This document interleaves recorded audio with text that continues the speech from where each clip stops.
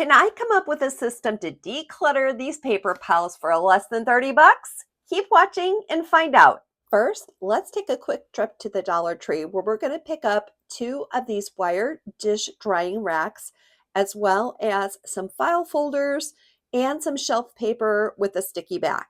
This is a great solution for paper clutter that costs less than $5 and is especially good if you struggle with paper clutter on your surfaces and your desktop. Dollar Tree sells these 6 packs of file folders in 3 different colors, but I just wanted to take it up a notch and make it look a little bit classier. So I covered all 3 of these with some granite style contact paper. One great system for clearing paper clutter on countertops is to choose a system with as few categories as possible. Now in this system, I'm narrowing it down to file, action, and shred. Next, we'll bin back all the racks on the dish drying wire rack. Now this is really easy to do, and you're going to want to bin them back as far as they'll go. If you're renting or don't want to put holes in your wall, this is a wonderful paper clutter organization hack from Dollar Tree. Next, simply mount that wire rack to the wall using command strips or hooks that you might have with adhesive on the back. The Dollar Tree file folders are a little bit on the flimsy side, so if you can, use something that's a little higher quality. I got this idea from Cass at the Clutter Bug, and I'm going to link to a wonderful episode she has on paper clutter. For our next quick and easy paper clutter system, just pick up 2 of these magazine holders in the teacher section at Dollar Tree, as well as one of their fabric boxes. This is a great paper organizing system for things like travel, where you may need to separate paper. Now on the left, I have designated that as documents, things like your passport, your tickets, and on the right, destinations. So anytime you see something, you can just file it in the appropriate box and keep it where you can easily reach it and pull it down. One of my problem categories of paper clutter is receipts. My receipts end up folded and crumpled in my wallet, and I can never tell where they are when I need them. So to the rescue, we're going to the Dollar Tree and getting a couple of these new wristlets. This size of wristlet is brand new, and it's a lot longer than the ones they've given us in the past. So it's a perfect spot to corral all those receipts and categorize them.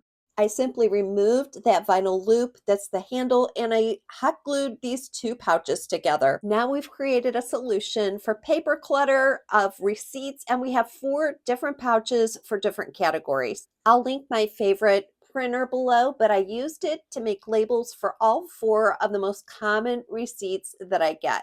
This works great for me if I need to return something to a store or if I need to categorize things for tax time. This takes just a couple extra seconds, and I no longer have to fumble around in my purse. It fits really easily into any purse, and it has a bit of contrast if your purse has a black lining, so you can easily find it to take it out and put it back. This is Shannon from Skip to My Life, where we talk all about small space, organizing, and downsizing. And you all have been asking me to do this episode for a long time. You've asked me for paper clutter organization hacks and tips. So here it is. I wanted to do my research and make sure I had some great ideas for you.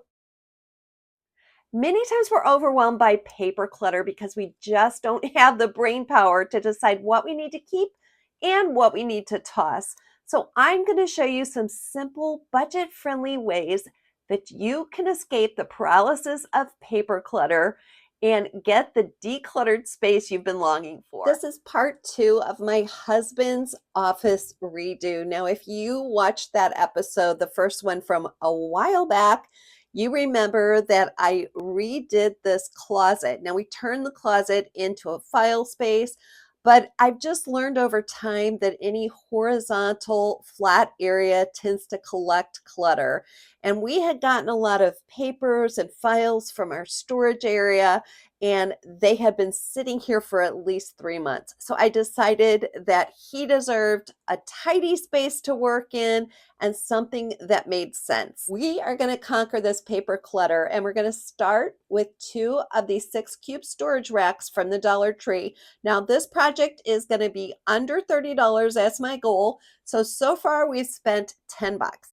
I'm setting up this 6-cube storage rack on the top shelf of his closet to multiply the space and categorize some of this clutter. I've used this in many closet spaces around my house, and I'm going to show you some of the finer points of what makes it sturdy and what makes it work. Okay, I just wanted to show you how far I got with the first kit. So the problem is not the pulls or the dividers. The problem is that you'll be left with a lot of these corner pieces and you won't have enough of these center pieces. So that's why I bought 2 kits. If you do this in different places around your house, you'll end up having a lot of extra pieces, and then you may not need to buy 2 kits. But so far so good. I will tell you, you just gotta have to take your time and be patient.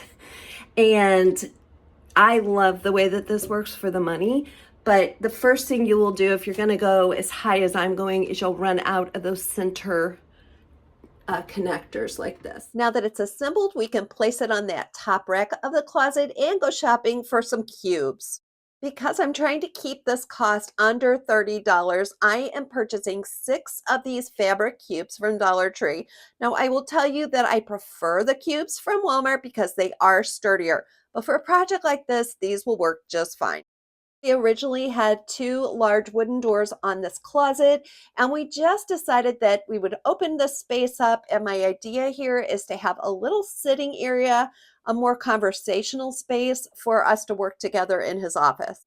With that in mind, I added some throw pillows and a little blanket to make the space even cozier. Next, we'll add clip-on labels. I purchased 2 sets of these from the Dollar Tree a little while back, but I'm going to go ahead and add them to the price of this project. Here's another tip for corralling paper clutter. Make space for things before you need it.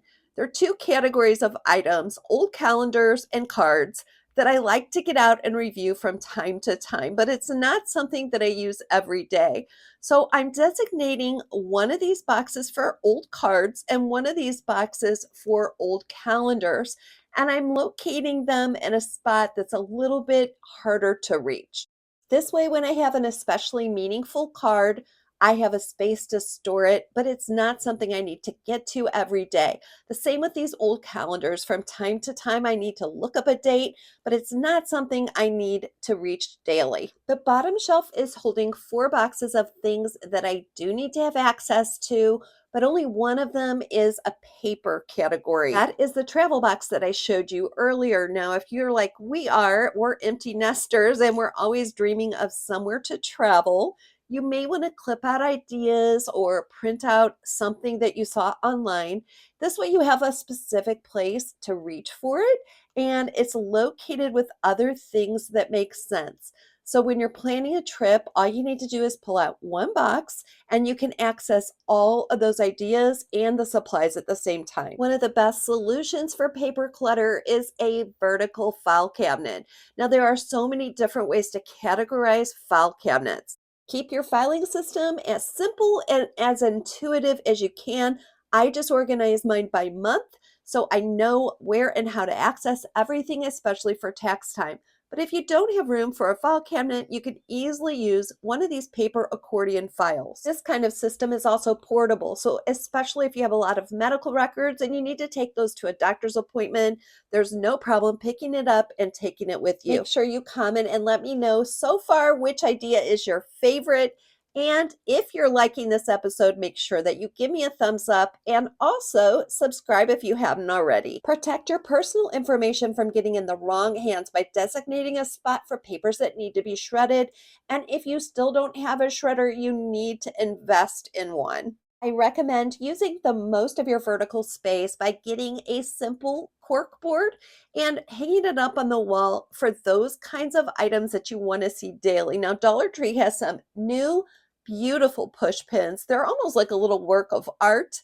And I love these mosaic tile type push pins. So I thought I would make my husband's cork board into a little work of art here.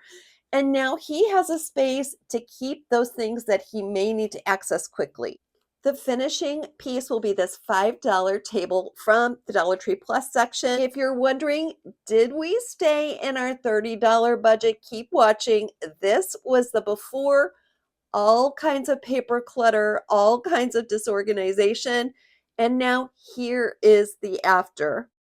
I am really hoping that these tips and systems will give you solutions to overwhelming paper clutter and make getting these into categories quick and easy for you on a Dollar Tree budget. For less than $30, we whipped this little closet office filing space in shape. But the best part of it is that I feel like I have a conversation nook when I need to come in and talk to my husband about some kind of business issue. And now we really are making the most of this file cabinet.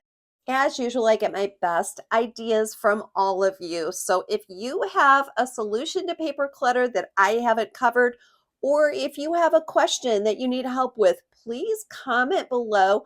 Between all of us in this supportive community, I'm sure we can come up with an answer. If you're having a rough week, just remember, my friend, that today is not the end of your story. Don't give up. Keep putting one small step in front of the other.